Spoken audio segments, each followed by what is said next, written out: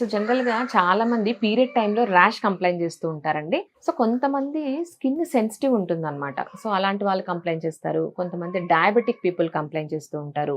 ఇంకొంతమందికి ఇమ్యూనిటీ తక్కువ ఉంటుందనమాట. అంటే వేరే మెడిసిన్స్ వాడుతా ఉంటారు. యాంటీబయాటిక్స్ కానివ్వండి, వేరే డిసీజెస్‌కి వాడుతూ ఉంటారు.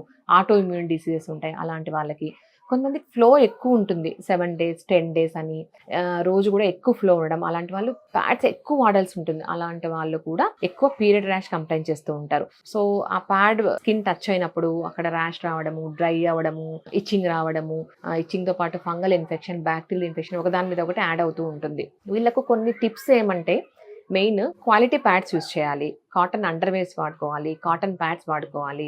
అండ్ పీరియడ్ అయినా, అవ్వకపోయినా ప్యాడ్స్ ఎవ్రీ 3-4 అవర్స్ చేంజ్ అవుతూ ఉండాలి. అక్కడ ఫ్రీ ఫ్లో ఉండాలి. ఎయిర్ ఫ్రీ ఫ్లో ఉండాలి. And loose underwears, loose undergarments వేసుకోవాలి. అండ్ ఇంకొకటి కొంతమంది ఇక్కడ ప్రైవేట్ పార్ట్స్‌లో షేవ్ చేస్తూ ఉంటారండి హెయిర్ రిమూవల్‌కి. It's not at all advisable. ఏదైనా లోకల్ క్రీమ్స్ దొరుకుతాయి. వాళ్ళకు నార్మల్ స్కిన్ మీద అప్లై చేసి ఒకవేళ ఇరిటేషన్ లేదు అంటే మనం జెనిటాలియా మీద కూడా అప్లై చేసుకొని so within 5-10 minutes they can remove the hair అనమాట. సో ఇవన్నీ కొన్ని టిప్స్ అనమాట.